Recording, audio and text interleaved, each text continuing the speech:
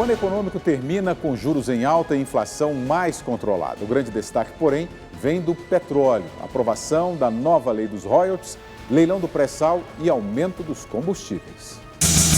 O ano começou e terminou com o aumento do preço dos combustíveis. Em janeiro, após o reajuste de 6,6% no preço da gasolina nas refinarias, o ministro de Minas e Energia, Edson Lobão, disse que o governo não avaliava uma alta para o segundo semestre. Em meio às especulações e à pressão do mercado, a Petrobras chegou a negar um novo aumento, mas no fim de novembro a gasolina ficou 4% mais cara nas bombas. A Petrobras precisou aumentar a importação de derivados utilizados na produção porque não conseguiu acompanhar o crescimento da demanda. Para dar conta do mercado interno, o governo acelerou a corrida para a exploração do pré-sal. O campo de Libra, na Bacia de Campos, foi leiloado em um sistema inédito de partilha entre a Petrobras e a iniciativa privada. Além de oferecer o maior retorno em petróleo para o governo, o consórcio vencedor pagou 15 bilhões de reais à vista e vai explorar os recursos por 35 anos. E de acordo com a nova lei de royalties, 75% dos pagamentos sobre o direito de exploração serão destinados à educação e 25% para a saúde. Em contraponto à prosperidade ditada pelo petróleo, está o empresário Ike Batista. Sua petroleira, a OGX, encerra 2013 à beira da falência, após entrar com pedido de recuperação judicial. O prejuízo acumulado supera 2 bilhões de reais. Este ano, a produção de energia no país foi marcada por protestos. Trabalhadores das usinas de Jirau e Santo Antônio, em Rondônia, entraram em greve para reivindicar um aumento salarial. E as obras da usina de Belo Monte, no Pará, sofreram a 18ª invasão indígena em 2 anos. As tribos que originalmente ocupavam a área dizem que não foram consultadas sobre a construção. As licitações também ganharam o calendário em 2013. Rodovias federais, como a BR-262, que liga o Espírito Santo a Minas Gerais, e os terminais portuários de Santos e Belém tiveram a administração concedida a grandes consórcios multinacionais. A concessão dos aeroportos de Confins, em Minas Gerais, Galeão, no Rio de Janeiro, e Viracopos, em Campinas, renderam ao governo 24 bilhões e meio de reais. Da mesma forma como demoraram a sair as concessões, o governo também demorou 12 anos para decidir a compra de caças voltados à renovação da Força Aérea Brasileira. Ficou com o modelo Gripen da Suécia. Comprou 36 aviões ao custo de 10 bilhões e meio de reais. A taxa de juros sofreu 6 altas consecutivas e chegou a 10% ao ano, a maior do mundo. O governo tem que continuar alerta. A economia brasileira encolheu 0,5% no terceiro trimestre, o pior desempenho entre as 20 maiores do planeta. No resultado anual, o crescimento brasileiro vai registrar desaceleração comparado a 2012. Apesar da prévia, estimativas apontam que o consumo no Brasil cresceu 10% este ano e o endividamento das famílias apresentou alta de 8%. Entre os trabalhadores que tiveram motivos para comemorar em 2013 estão os empregados domésticos. Pela primeira vez, a categoria terá assegurado o direito ao 13º, além de fundo de garantia e salário família, entre outros benefícios regulamentados pelo Senado em julho. Troster, sua avaliação da economia do Brasil 2013 faz uma projeção para 2014. Bom, eu acho que assim, estamos andando de lado. Crescer 2% e tendo o Peru crescendo a 6%, o Brasil tem mais potencial, tem tudo, mas insiste assim no modelo totalmente anacrônico. 3 ou 4 exemplos, dos mais médicos que a gente comentou no bloco anterior, em política de juros. Era claro, quer dizer, começa a subir a inflação. Se você sobe rápido os juros, você sobe por pouco tempo e você baixa a inflação. Demoraram com toda aquela discussão. Aquela ideia de que você gastando mais, você cresce mais. A Europa é um bom exemplo disso. Os países que tinham grandes déficits, com todos do Mediterrâneo, estão em crise. Os que tinham assim, eficiência nos gastos estão crescendo bastante. Então, eu acho que o Brasil tem que mudar a política econômica. E o Brasil só, assim, ou muda quando tem uma crise, né, que é o plano, todo mundo fala do plano real, do plano do tripé macroeconômico, os dois foram depois de uma crise, né? Ou quando muda governo, quando foi, por exemplo, o JK entrou e mudou a política econômica. Eu acho que assim, 2013, 2014 vai ser um pouquinho mais do mesmo, mas se for o começo de uma mudança, eu acho que o Brasil tem tudo, mas tudo para ser um país que cresça 5%, 6% ao ano. Eu acho que há dois problemas centrais na economia brasileira. O primeiro é o seguinte, a absoluta impossibilidade de você diminuir a despesa pública, que é altíssima, principalmente com emprego de funcionário público com funcionalismo. E isso está ligado ao segundo ponto, que é a absoluta contaminação da política econômica pela visão política, pela necessidade do governo de ganhar a eleição em 2014. Quer dizer, o preço da gasolina foi manipulado, a taxa de juros foi manipulada, o próprio equilíbrio econômico, as cifras apresentadas nos órgãos internacionais foram manipulados, e aí se fala até, não, agora, enfim, o próprio problema do airbag, quer dizer, parece que o Manteiga não queria que obrigasse os carros a ter airbag para evitar que aumente a inflação e para evitar um prejuízo à política econômica. Então, não adianta você ter cifras irrealistas, é muito importante uma análise um pouco mais gélida da coisa, não querer criar um panorama artificial para desvincular o mínimo que seja da expectativa. Só pegar rapidamente uma questão, que é comparar a média do Brasil com o mundo e com os países emergentes. É isso que é essencial, comparar o nosso crescimento com os emergentes e com a média mundial. E se nós pegarmos esse triênio, 2011, 2012, 2013, o nosso resultado é desastroso. É desastroso. O governo Dilma, do Brasil republicano, tem o terceiro pior triênio da história. O primeiro foi Floriano Peixoto, menos 7,5, com 2 guerras civis. Explica-se. O outro, o governo Collor, com 2 recessões, 1990 e 1992. E aí, o governo Dilma. Portanto, a gestão econômica, ela é desastrosa. O exemplo, para não se estender, Petrobras. O que está sendo feito com a Petrobras é um crime contra a nação brasileira.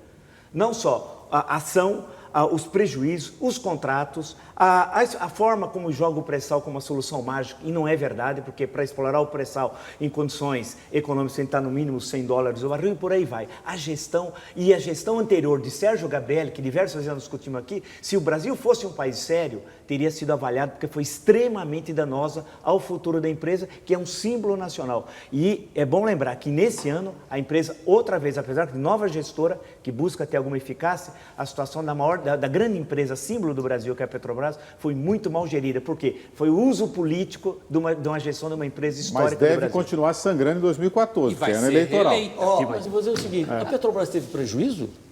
Vocês não são acionistas da Petrobras? Até parece que são. Estão querendo que as ações da Petrobras subam para que todos ganhem na Bolsa? Claro que sim. Que história é essa? Nós tivemos um consumo interno que foi impossível de ser saciado por uma demanda de vendas de automóveis, incremento de produção. Que é a única tudo forma isso, de fazer tudo isso. dinheiro, fazer a gente comprar carro. Não, fazer a gente não compra carro quem quer. Eu diria o seguinte, que o Ayrton, como excelente advogado, está tentando justificar o injustificável.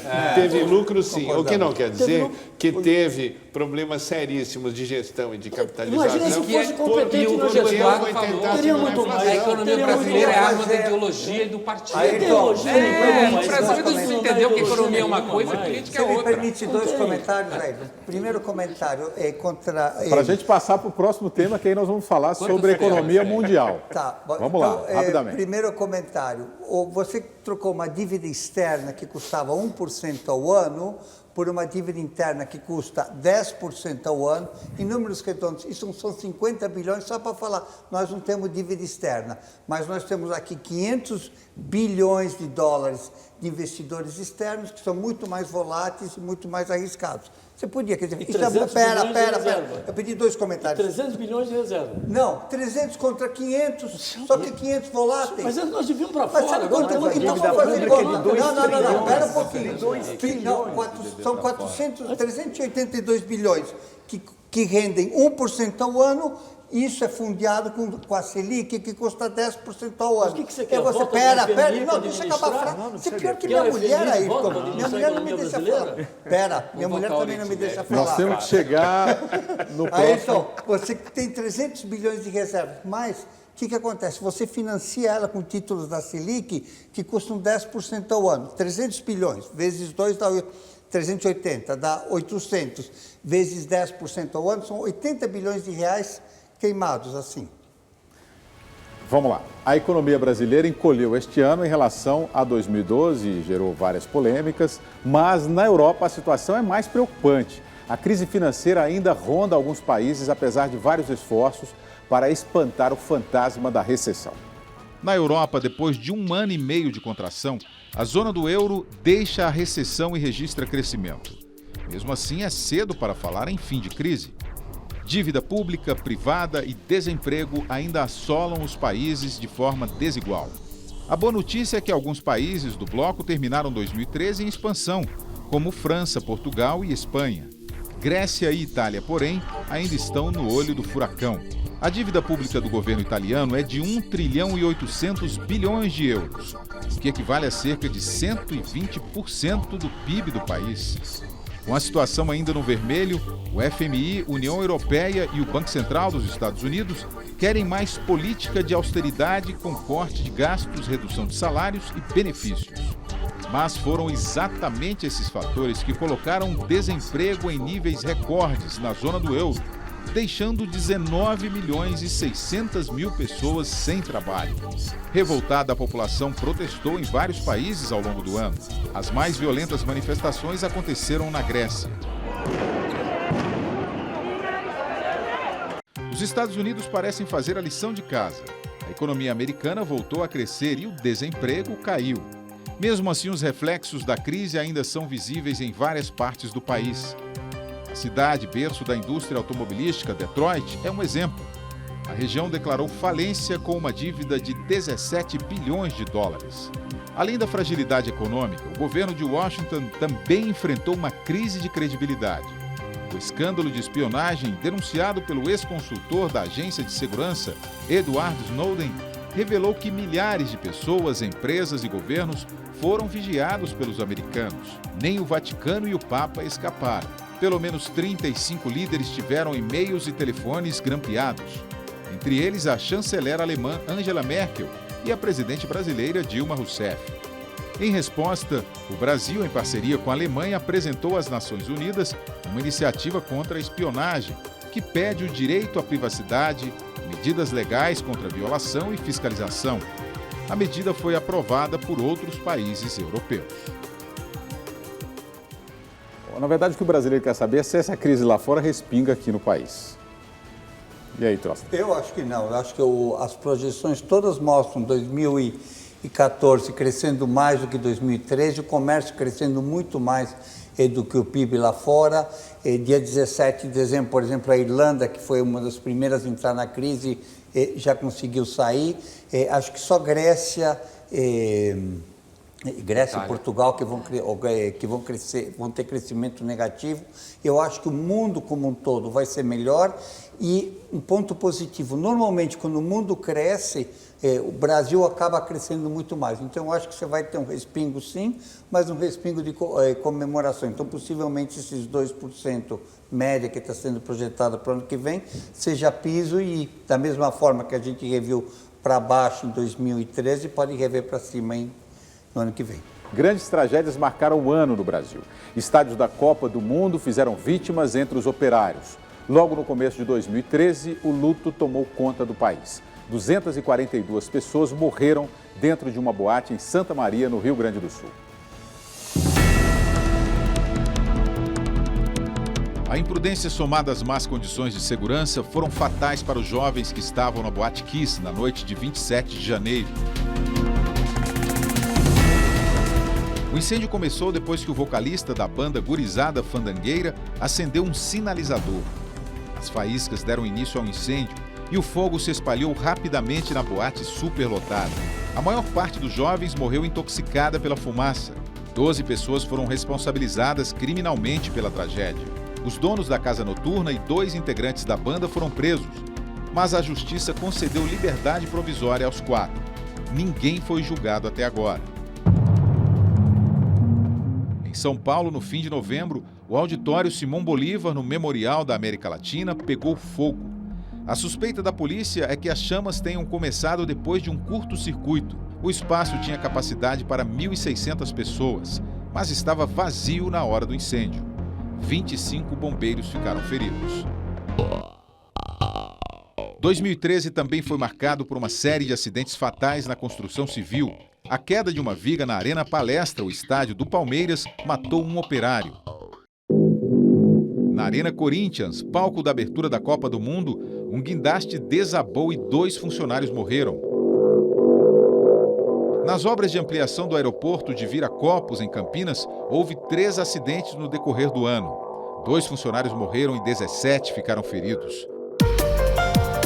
O prédio comercial de 2 andares em São Mateus, na zona leste da capital paulista, desabou no final de agosto. 10 operários morreram. 26 pessoas foram resgatadas dos escombros. A empresa responsável pela obra não tinha alvará de execução e chegou a ser multada 2 vezes por irregularidades. Em Guarulhos, um edifício de 10 andares em construção veio abaixo. 4 dias depois, foi resgatado o corpo de um vigia que dormia na obra. As chuvas também não deram trégua.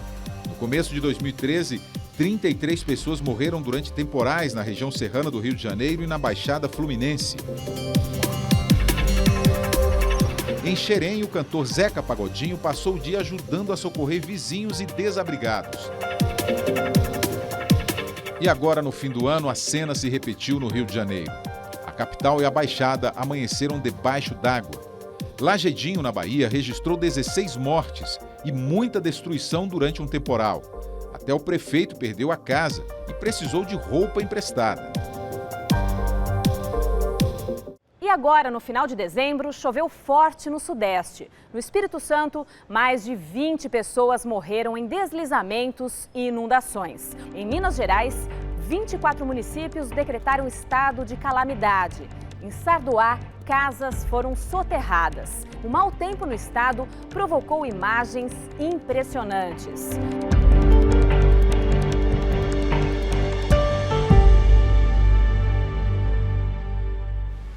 Metade dos brasileiros tem medo de morrer assassinado e quase 1/3 acredita que pode ser vítima de homicídio nos próximos 12 meses. Os dados são da Pesquisa Nacional de Vitimização do Ministério da Justiça. E não é para menos. A violência urbana no país resultou em cenas de arrepiar. No início do ano, 7 pessoas foram assassinadas na capital paulista. Entre os mortos, Aércio de Souza Grimas, o DJ lá do grupo Conexão do Morro. 6 policiais militares foram presos acusados do crime. O motivo não chegou a ser esclarecido, mas a principal hipótese é a retaliação a um morador que filmou a execução de um pedreiro por PMs em novembro de 2012. Crimes esclarecidos também chamaram a atenção neste ano que termina. A Justiça mandou emitir o atestado de óbito de Elisa Samúdio, ex-namorada do goleiro Bruno. O corpo dela não foi encontrado até hoje. Bruno Fernandes de Souza foi condenado a 22 anos e 3 meses de prisão pelo assassinato.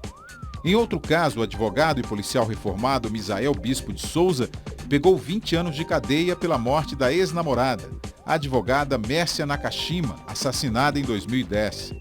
Em agosto, um grupo de 25 policiais da Rota foi sentenciado a 624 anos de prisão pela morte de 52 presos no pavilhão 9 do antigo presídio do Carandiru. O episódio aconteceu em 92 e ficou conhecido como Massacre do Carandiru. 111 detentos foram mortos depois da invasão da PM durante uma rebelião. Na Baixada Fluminense, em setembro deste ano, o líder da Igreja Assembleia de Deus, pastor Marcos Pereira da Silva, foi condenado a 15 anos de prisão por estupro. O crime foi cometido em 2006 dentro da igreja.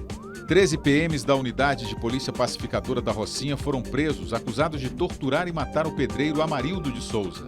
A vítima desapareceu no dia 14 de julho, depois de ser levada à sede da UPP para averiguação. Ao todo, 25 policiais foram denunciados pelo Ministério Público do Rio de Janeiro, acusados de envolvimento no crime. O corpo de Amarildo ainda não foi encontrado. 2013 foi ainda o ano da condenação do filho do empresário Ike Batista por homicídio culposo.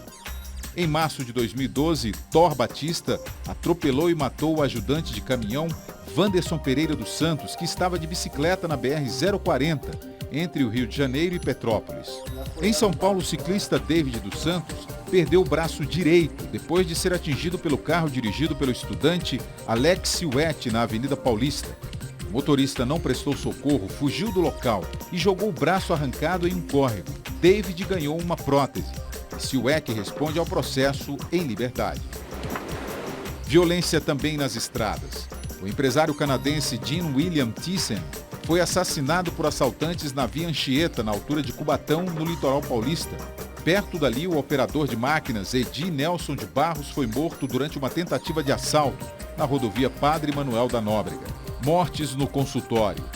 Em um intervalo de 2 meses, 2 dentistas foram assassinados de forma parecida, ambos queimados por assaltantes dentro do próprio local de trabalho.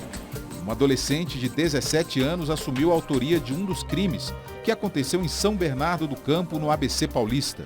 No outro caso, em São José dos Campos, 2 pessoas foram presas. Já em Curitiba, a médica Virgínia Soares de Souza e 7 funcionários do Hospital Evangélico foram presos, acusados de apressar a morte de pacientes internados na UTI. 12 torcedores do Corinthians ficaram detidos em Oruro, na Bolívia, acusados da morte do menino Kevin Espada, de 14 anos. Kevin morreu depois de ser atingido por um sinalizador durante um jogo da Copa Libertadores da América.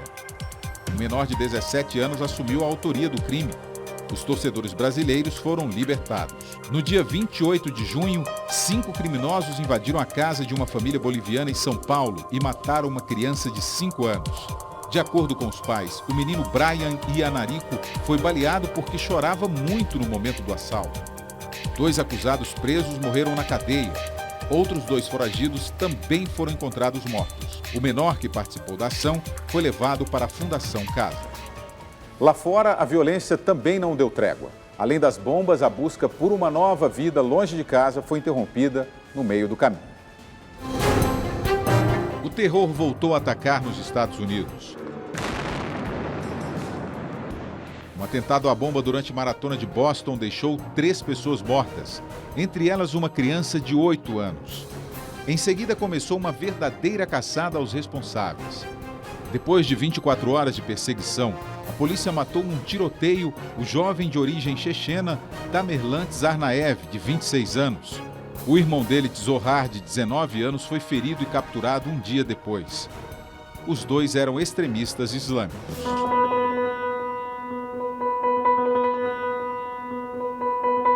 Ainda nos Estados Unidos, agora em Cleveland, em Ohio, o fim de um drama de 10 anos. Com a ajuda de um vizinho, Amanda Berry, sequestrada aos 16 anos, conseguiu escapar com a filha que teve em um cativeiro. Outras 2 mulheres, Georgina de Jesus e Michelle Knight, também conseguiram fugir. O sequestrador Ariel Castro, um ex-motorista de ônibus escolar, cometeu suicídio na prisão pouco mais de 1 mês depois de ser preso. Na Europa, a tragédia que se repete. Um barco com cerca de 500 imigrantes ilegais da África, vindos da Líbia, naufragou no mar Mediterrâneo, deixando mais de 350 pessoas mortas. As Nações Unidas calculam que mais de 32 mil imigrantes desembarcaram nos portos da Itália e da ilha de Malta apenas este ano. A maioria é composta por refugiados de guerra e da fome, em busca de oportunidades no continente europeu. Bem, a humanidade sempre conviveu com essa questão da violência, né? Aí nunca vai acabar. Assim, a violência, é claro, isso não significa que a gente não deve combater a violência. Inclusive, às vezes, para combater a violência, você também tem que usar de violência, né?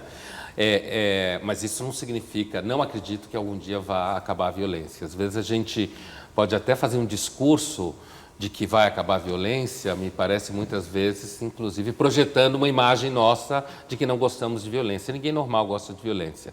Mas, às vezes, não tem saída, né? Algumas pessoas vivem em algumas situações e que elas justificam a violência. A gente pega, por exemplo, no caso dos 2 meninos dos Estados Unidos, me parece que é uma controvérsia. No caso lá da maratona de Boston, né? Há uma controvérsia se eles, de fato, eram extremistas islâmicos, terroristas islâmicos. Às vezes a gente já joga tudo na conta dos muçulmanos, sabe? Assim, é muçulmano, então já deve ser terrorista, já deve ser extremista e tal. E com isso eu quero dizer que, mesmo se você entrevistar, de repente, um extremista, e hipoteticamente falando, ele provavelmente vai te justificar a violência. Então, o que eu estou querendo dizer não é que a violência é bom, mas a tua pergunta de sempre houve violência, sempre houve porque a violência é uma das formas que o ser humano se manifesta. Né? Mulaer, esse é um dos grandes problemas do Brasil, se não o maior, não é? E tem solução?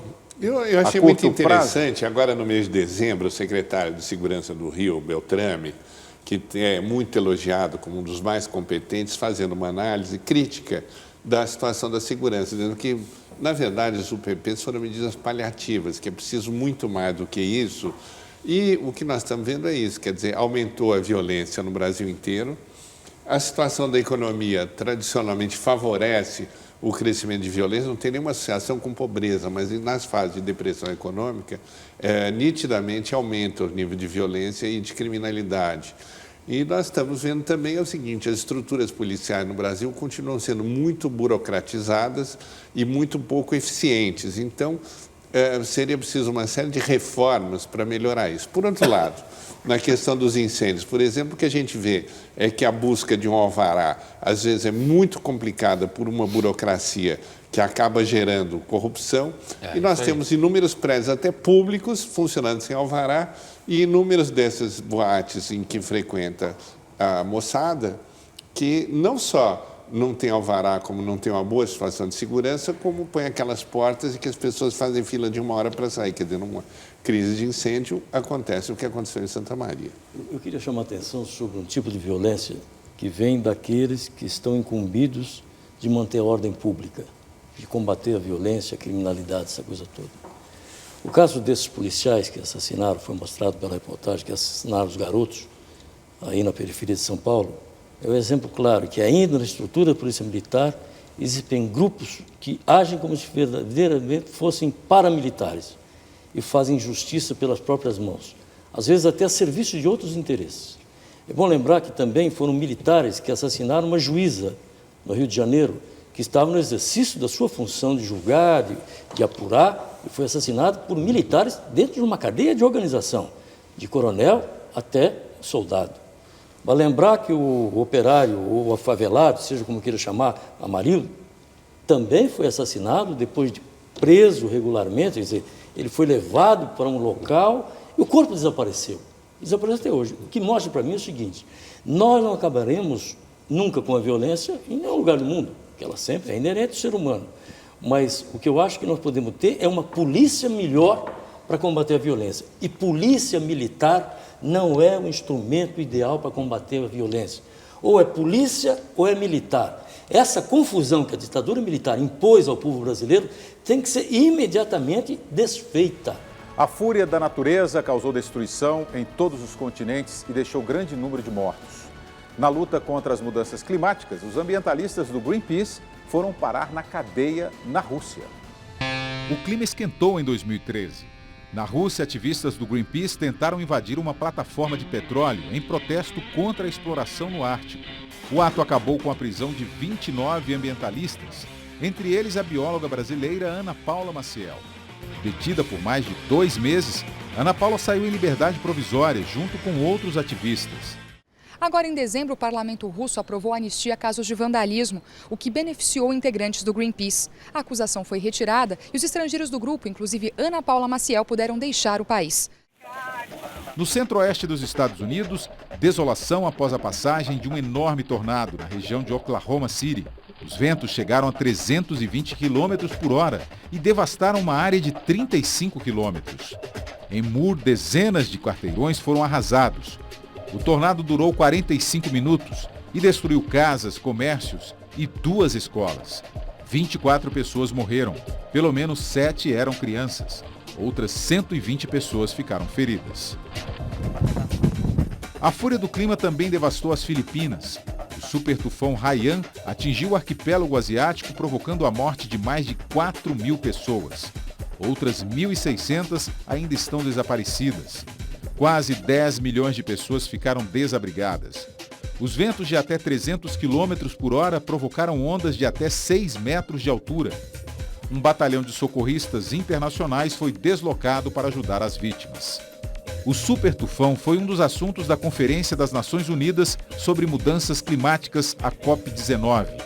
Reunidos em Varsóvia, na Polônia, Representantes de mais de 190 países selaram um acordo a ser assinado em 2015.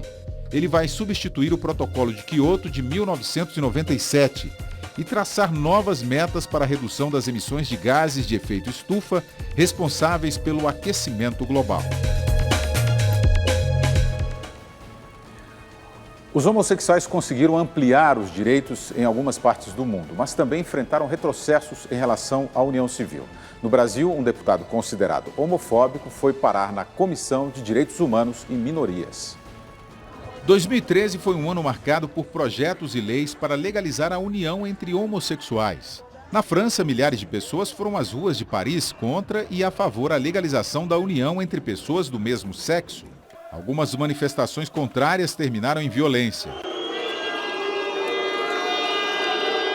Apesar da polêmica, o parlamento aprovou o casamento entre homossexuais em março. A França se tornou o 9º país europeu a legalizar este tipo de união. No mesmo mês, a Nova Zelândia aprovou o casamento entre pessoas do mesmo sexo. Em abril foi a vez do Uruguai e depois o Brasil. O país regulamentou a lei que obriga todos os cartórios a validar a união civil entre homossexuais. Com a decisão do Conselho Nacional de Justiça, o Brasil se tornou a 15ª nação do mundo a reconhecer a legalidade da questão. Mas foi também aqui, em junho, sob o comando do deputado federal Marco Feliciano, que a Comissão de Direitos Humanos da Câmara dos Deputados aprovou o projeto de lei conhecido como Cura Gay. A proposta autorizaria psicólogos a propor tratamento para a homossexualidade. Depois de muitos protestos, o projeto foi arquivado. Ainda em junho, na Rússia, o presidente Vladimir Putin assinou uma lei que proíbe qualquer propaganda que faça referência à homossexualidade. O texto impõe multas pesadas para quem fizer apologia ao comportamento homossexual e fornecer informações sobre o tema a menores de idade. A lei é ainda mais rígida com os estrangeiros infratores, prevendo detenção de até 15 dias e a expulsão do território russo. O projeto foi definido como discriminatório pelas associações de defesa dos direitos humanos. Arline Clemecha. Esse é um assunto que estará na ordem do dia em 2014, com certeza, né? Com certeza, William. Essa ampliação dos direitos civis, né? A ampliação da igualdade, ou seja, entre pessoas dentro de uma esfera política do Estado, que não é a igualdade real, mas a igualdade de cidadão, ela é algo que faz parte desse processo de ampliação de busca de direitos humanos para todos ao redor do mundo. Quer dizer, é fundamental. E quando a gente estava falando de violência, existe outra violência, que não é essa que estávamos discutindo há pouco tempo, mas que é a violência da falta de direitos, a violência da fome, a violência que leva a muitas das ações que a matéria mostrou, como imigrações em massa, fuga de regiões de guerra, fuga de regiões de fome. Esse é uma realidade dura pela qual a gente passa hoje. E os senhores, o que acham desse tema? O que acham? Nós tivemos mais avanços do que retrocesso, né? Nessa relação com direitos humanos, não é? Houve mais avanço que retrocesso. Agora, dá uma pena, né, ver a solução que o Putin adotou na Rússia, quer dizer, parece uma coisa tão atrasada, né, tão incompreensível no mundo contemporâneo. Todo esse avanço em favor de você deixar as pessoas viverem como elas querem viver, como elas podem viver, parece muito positivo.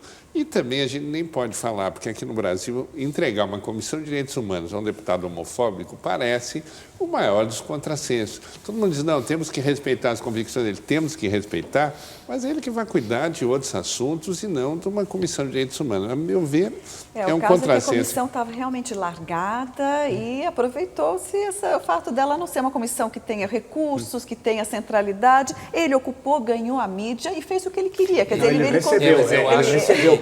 Nós até discutimos várias vezes isso. Quer dizer, era uma comissão tradicionalmente do Partido dos Trabalhadores, historicamente, né? Que depois buscou comissões mais rendosas, que essa comissão não dá dinheiro, tal, tem outras que dão, são muito rendosas na Câmara dos Deputados.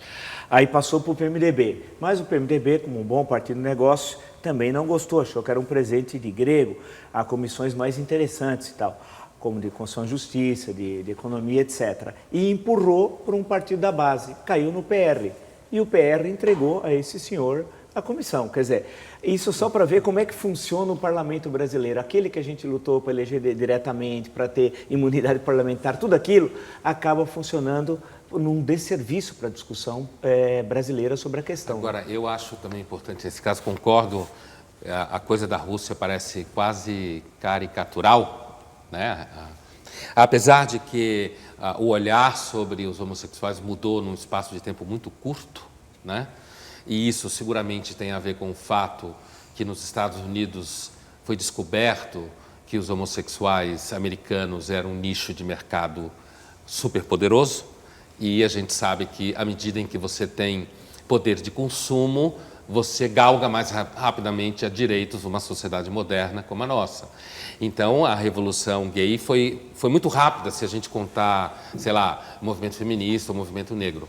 E eu acho que essa vai parecer, dentro de algumas décadas, uma atitude como a da Rússia, do Putin, contra os homossexuais, como hoje parece alguém defender a escravidão, né? Para mim vai ser uma coisa semelhante. Agora, no caso dos evangélicos, apesar de que parece caricatural a situação em relação à causa gay, não, o projeto da cura gay, como se chamava na época, a gente tem que ficar atento porque os evangélicos crescem muito.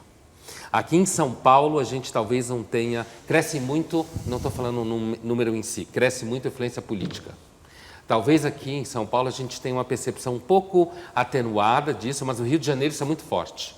Você vai conversar com pessoas no Rio de Janeiro que têm algum estranhamento com bancadas evangélicas e candidatos evangélicos subindo ao poder, eles falam logo disso.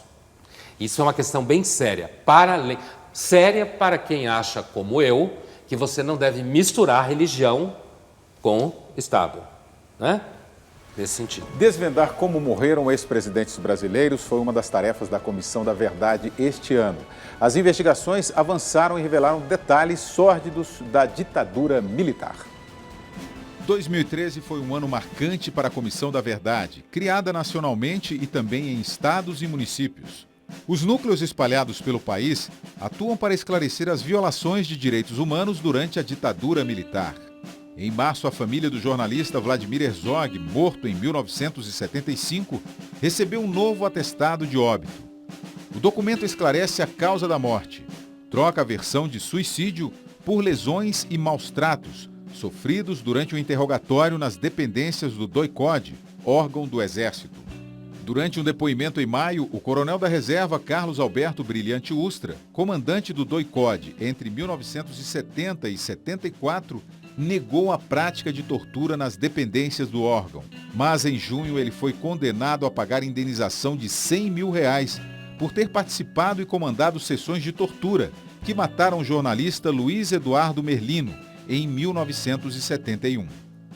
A comissão também participou do processo de exumação dos restos mortais do ex-presidente João Goulart, conhecido como Jango, com o objetivo de esclarecer as causas da morte do político deposto pelos militares em 1964.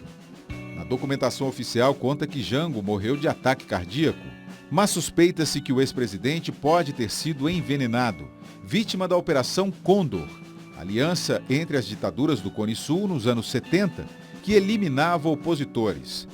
Jango morreu no dia 6 de dezembro de 1976, em exílio na Argentina. Outra possível vítima da Operação Condor, que também morreu em 1976, é o ex-presidente Juscelino Kubitschek. De acordo com o laudo da Polícia Militar, JK morreu em um acidente de carro. Mas a Comissão Municipal da Verdade de São Paulo concluiu que o acidente que envolveu o político foi causado por agentes do antigo regime. Segundo a comissão, o motorista do carro, Geraldo Ribeiro, foi baleado quando estava ao volante. A afirmação se baseia na falta de laudos e exames de raio-x feitos no corpo do motorista de JK e no depoimento de um caminhoneiro. A testemunha alega ter visto Geraldo com a cabeça caída entre o volante e a porta do automóvel e parecia inconsciente antes da batida. Um perito ouvido pela Comissão da Verdade afirmou que o crânio do motorista apresentava uma perfuração feita a bala. A Comissão da Verdade trabalhou bem este ano, né? O papel da comissão é procurar documentar esses fatos para que no futuro eles possam ser apurados. Eu acho que essa leva à discussão também a questão da anistia. Eu acho que a comissão, na verdade, ela planta os alicerces para que depois possa falar em anistia para os dois lados, porque hoje o outro lado, que se diz anistiado ou anistiável, não é conhecido, e a comissão, na verdade, tem que fazer com que sejam conhecidos aqueles que venham ser objetos até da anistia, como esse Major Carlos Alberto Brilhante Ustra. Eu fiquei encarcerado no DOI-CODE, ele comandava o DOI-CODE, e eu sei que ele é responsável por tudo isso. Mas eu sei que também acima dele tinha alguém que lhe dava poder. E acima desse alguém a nível de Estado dava poder, tinha alguém a nível federal. Então é toda uma hierarquia que as Forças Armadas tinham de comprometimento com esses atos, que não se confunde com a posição dos militares. Esta excrescência entre os militares é que ocupou esses cargos. Eles são repelidos pelos militares democratas. Os democratas não falam, não agem, porque sabem que ainda não têm condições para isso. Mas, na verdade, é preciso se distinguir que esses militares cometeram crimes, não só de destituição de um governo e o surgimento de uma ditadura, mas crimes contra pessoas, contra indivíduos inafiançáveis, como tortura, assassinatos e mortes, depois que essas pessoas estão encarceradas em dependências militares ou policiais. Vila. Eu queria só colocar uma questão. A Comissão Nacional da Verdade não avançou quase nada. É necessário ter uma visão crítica sobre ela. E eu, desde o início, eu tive. Os fatos que revelaram sobre tortura, quase todos nós já sabíamos. Os pesquisadores, os militantes políticos, etc. Houve pouquíssimas novidades. E por quê? Os seus membros têm várias atividades. Tem membros da Comissão Nacional da Verdade, chega a ter 3 atividades. Alguns têm problema de doença, outros vivem fora do Brasil. Portanto, o avanço foi mínimo. A composição já foi equivocada, feita pela presidente Dilma. Portanto, a Comissão Nacional da Verdade caminhou muito pouco. Em alguns estados, como o Rio de Janeiro, uma comissão estadual teve algum avanço, mas lá a formação é diferente. Eu queria só me reportar à Comissão Municipal de São Paulo. Essa é a história do Juscelino, convenhamos, ou isso aqui é um país sério, ou é uma república da bandalheira sistematizada, como dizia Euclides da Cunha, ele tem razão. Primeiro, eu não entendi por que a Comissão Municipal de São Paulo foi investigar o caso do Juscelino. Todas essas informações passadas aqui em São Paulo são absolutamente equivocadas. Os dados mostrados à época, que houve uma comissão da Câmara dos Deputados que trabalhou meses nessa questão, que chegou à conclusão que ele tinha sido, ocorreu aquele acidente, eu não vou levantar todos os dados agora aqui e tal. Portanto, da Câmara dos Deputados? Da Câmara dos Da Deputados. Câmara dos Deputados? Eu vou mandar relatório, porque você nunca está sabendo das coisas. Eu fico feliz, porque você disse que havia uma comissão que apurou. 1999. Enquanto eu procurei constituir essa comissão, 1999. e essa comissão foi rejeitada. Nada, o relatório está no setor de documentação histórica da Câmara dos Deputados. Eu vou apelar. Você vai procurar lá, não vou eu entregar todos os dados para você.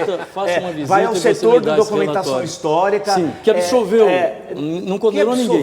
Nem vamos falar coisa inquérito, séria, nem vamos falar coisa séria, vai, não vamos brincar. Não, ninguém está brincando aqui, É brincadeira, porque eu estou com a palavra, eu estou falando e você está dizendo um absurdo. Esse inquérito não existe. No que inquérito? Não é um inquérito. Essa é um relatório da apuração no comissão. Congresso não existe.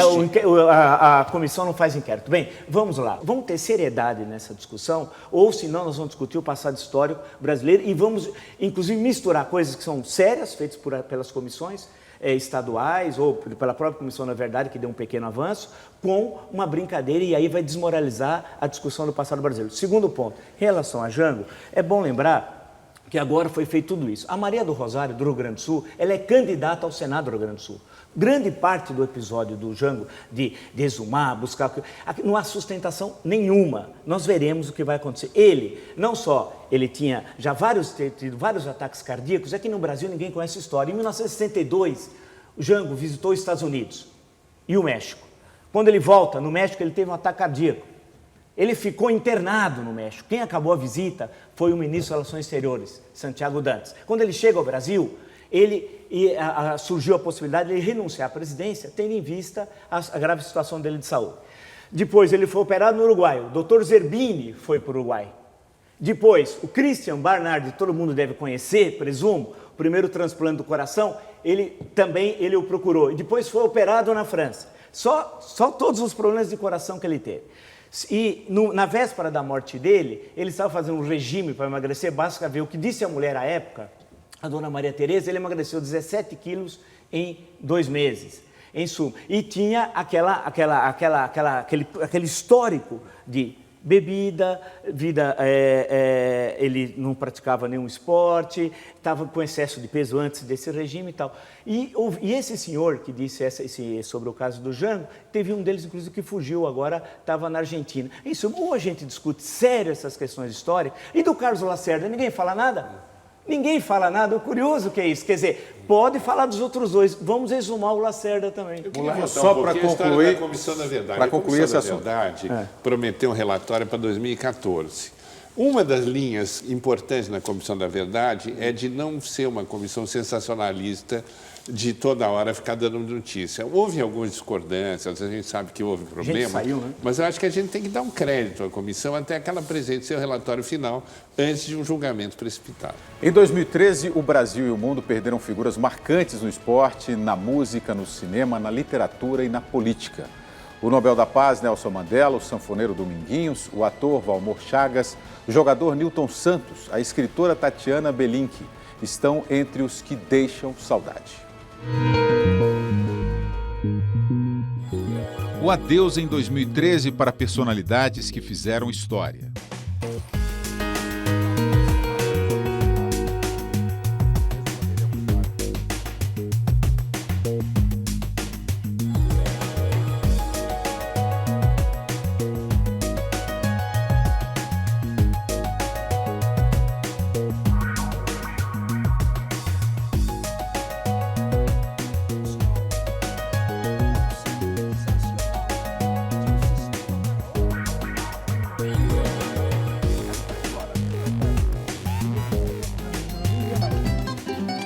O esporte se despediu de campeões mundiais, de um narrador que vibrava com as vitórias e de um goleiro que era uma verdadeira muralha.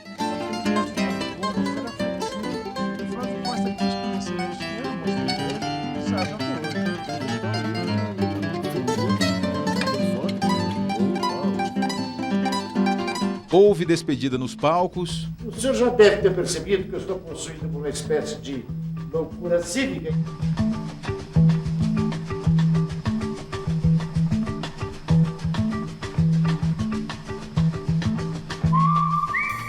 No cinema.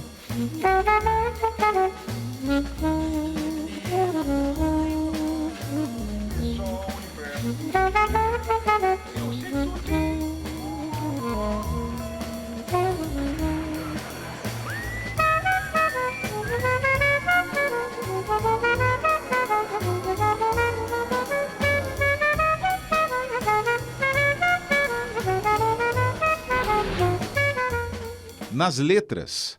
Brincar com palavras, eu gosto e consigo, mas acho melhor que elas brinquem comigo. Na música.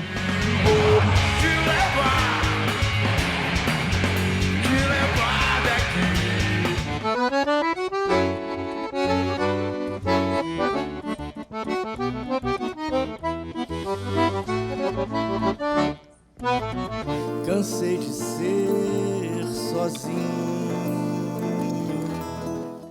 Nenê, o que é isso aí? Você tá com essa roupa porque você é muito religioso, é? Minha religião é você. Garçom, aqui nessa mesa de bar, você já cansou de escutar centenas de casos de amor. Os britânicos homenagearam a Dama de Ferro.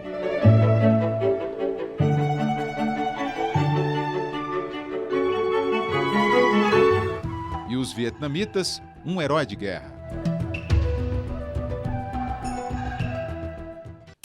Aos 84 anos morreu em Londres Ronald Biggs, famoso pela participação no chamado assalto do século XX. Em 1963, ele e mais 16 homens assaltaram o trem pagador e levaram o equivalente hoje a 153 milhões de reais. Biggs se refugiou no Brasil, onde viveu por 30 anos e teve um filho brasileiro. O líder da luta contra a segregação racial na África do Sul perdeu sua última batalha. Um exemplo de humildade, estadista e pacificador. A morte de Nelson Mandela ecoou nos 4 cantos do mundo. primeiro presidente negro sul-africano e ganhador do Nobel da Paz, morreu aos 95 anos, vítima de problemas pulmonares, doença que adquiriu nos 27 anos em que passou na prisão. O amante, vigilante, africano. Mais de 90 líderes mundiais se despediram de Mandela. O povo dançou por Madiba, como era carinhosamente chamado.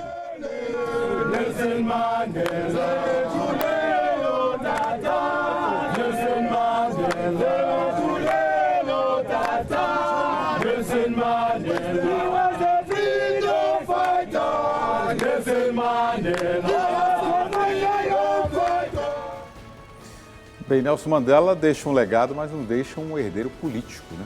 De fato, isso é um dos pontos que mais se aponta, né? Uma figura muito carismática, sem dúvida nenhuma, de uma importância enorme, porque é um homem que passou tantos anos na cadeia.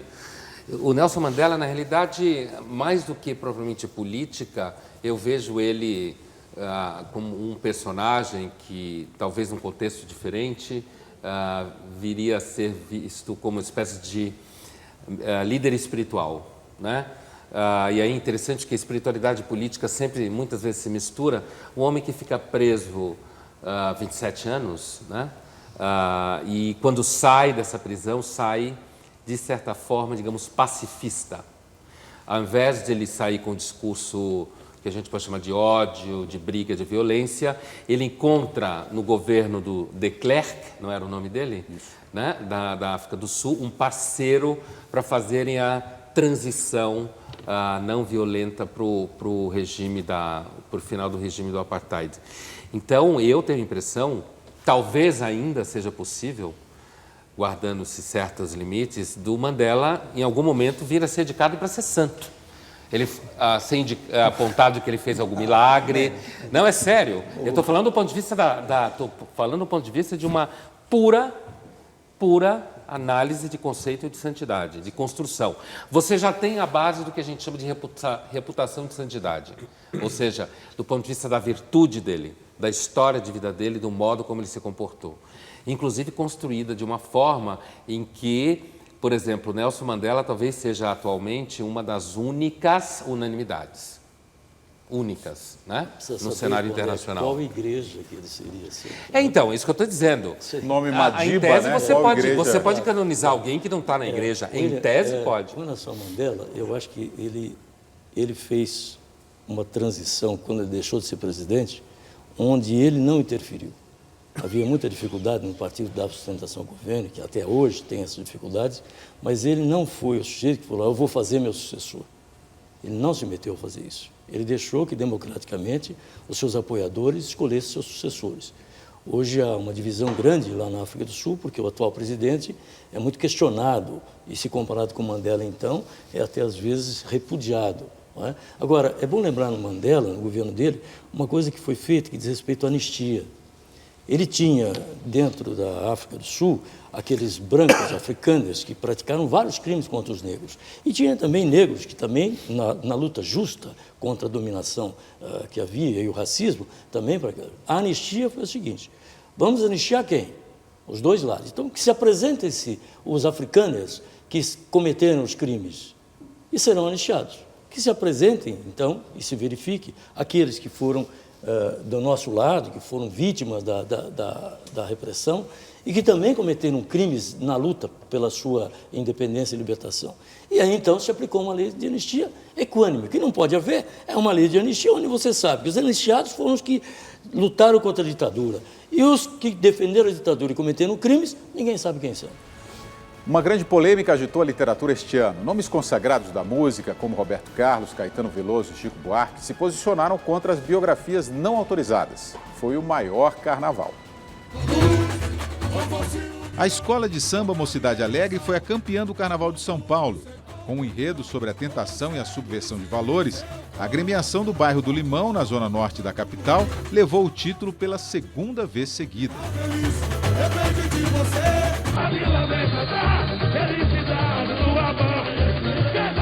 O Rio de Janeiro, a Unidos de Vila Isabel, conquistou o primeiro lugar do grupo especial em 2013. A escola venceu com o samba enredo A Vila Canto Brasil, celeiro do mundo.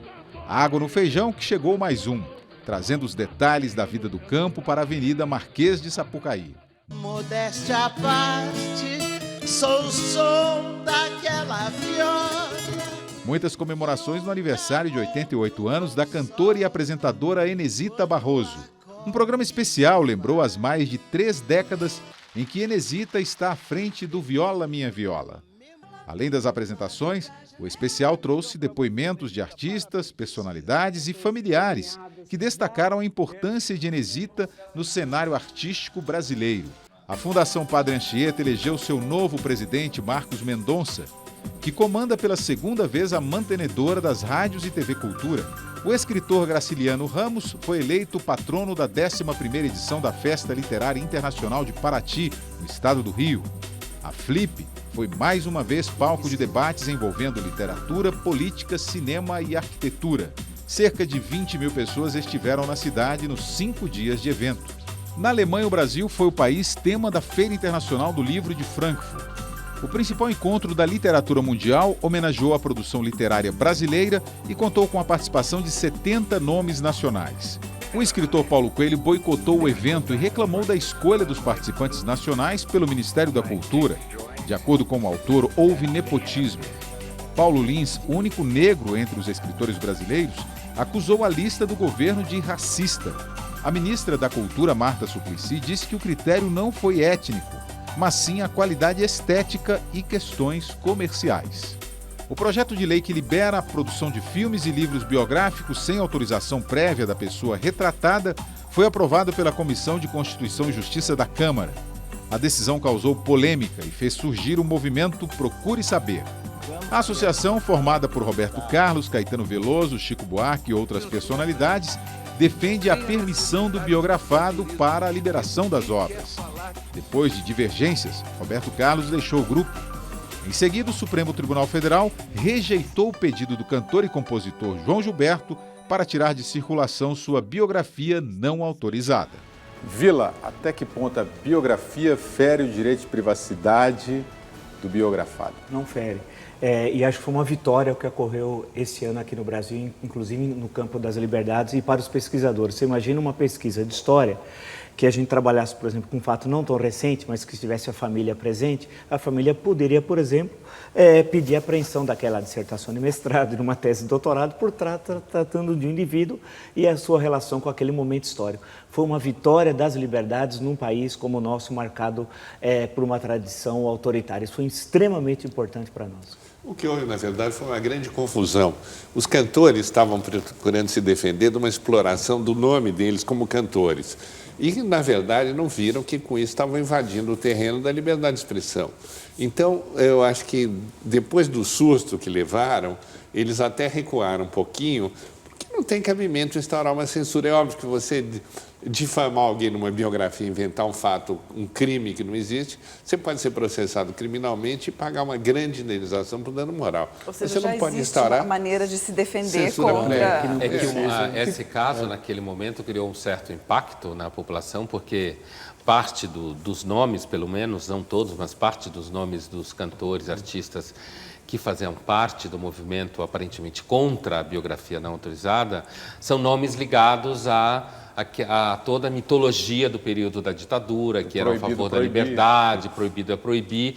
E eu acho que isso foi um tempero naquele momento que ajudou a fazer explodir o assunto. Fora que eles perderam uma grande oportunidade, em vez de protestar contra a biografia, contratavam um jornalista, fazia uma autobiografia, autógrafos, iam ganhar muito e uma versão mais interessante. Mas seria autorizada, né? Seria autorizada, com mais credibilidade, todo dia ia com para mais eles. credibilidade. Não, a credibilidade ser autorizado não implica em credibilidade. Não, mas você vai ler muito mais alguma coisa biografia chapa branca. Chapa branca. O Brasil é um país tão paradoxal que fala assim, autobiografia não autorizada. Autobiografia não autorizada.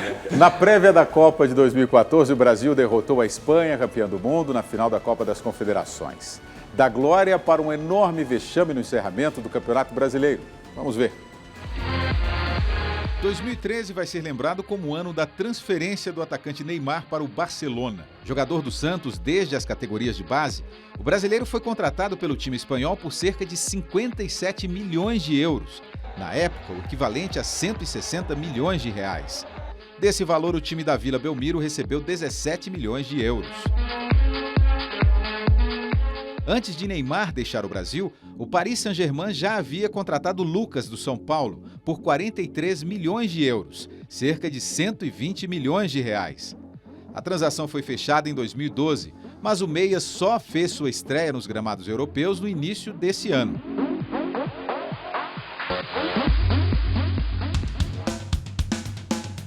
Dos jogadores que atuam no futebol brasileiro, Fred foi o destaque da Copa das Confederações.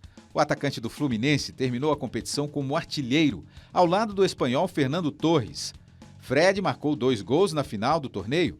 A seleção brasileira venceu a Espanha por 3-0, no recém-reformado estádio do Maracanã. O Brasil sediou a Copa das Confederações, torneio que também serve como teste para o país que organiza uma Copa do Mundo.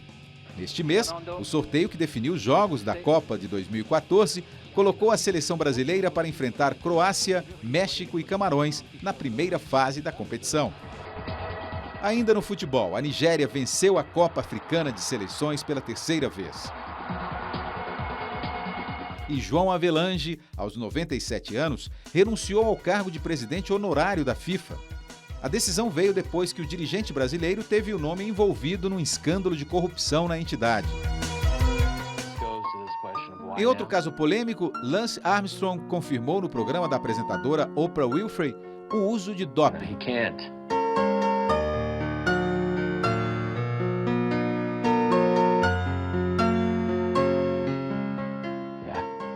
O ciclista havia sido banido do ciclismo e teve os 7 títulos da Volta da França cassados. Depois de ameaçar deixar o Brasil por falta de infraestrutura para a ginástica olímpica, Arthur Zanetti conquistou o ouro inédito nas argolas e se tornou campeão mundial na Antuérpia, Bélgica. Nos esportes paralímpicos, Alain Fonteles bateu o recorde mundial dos 200 metros no Mundial de Atletismo em Lyon, na França. A marca anterior era do sul-africano Oscar Pistorius, preso em fevereiro acusado de matar a namorada com 4 tiros. O ano de 2013 terminou com cenas de violência no esporte nacional. No último jogo do Campeonato Brasileiro, as torcidas de Atlético Paranaense e Vasco da Gama se enfrentaram nas arquibancadas em Joinville. O Vasco foi rebaixado para a Série B juntamente com o Fluminense, Ponte Preta e Náutico. Mas na Justiça Desportiva a situação mudou. Por ter escalado um jogador irregular, a portuguesa foi punida com a perda de 4 pontos. A decisão jogou a lusa para a Série B e permitiu que o Fluminense voltasse à Série A. Já o Palmeiras volta à elite do futebol no ano que vem. E o grande campeão do ano foi o Cruzeiro, que conquistou seu 3º título do Brasileirão com 5 rodadas de antecedência.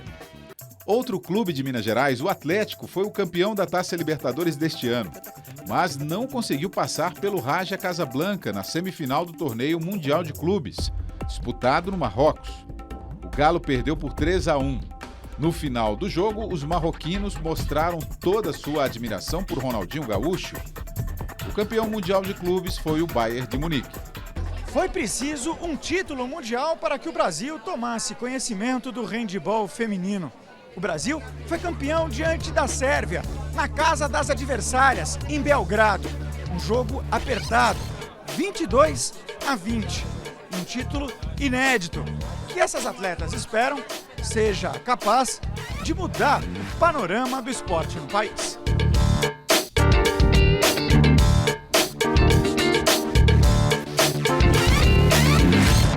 Bom, agora, agradecimentos aos senhores por participarem dessa retrospectiva. 2013 agora é coisa do passado. Esperamos que as lições deste ano ajudem gerações futuras a transformar o mundo em um lugar melhor para se viver. A todos, uma excelente passagem de ano e um ótimo 2014. A gente se vê. Abrace a cultura.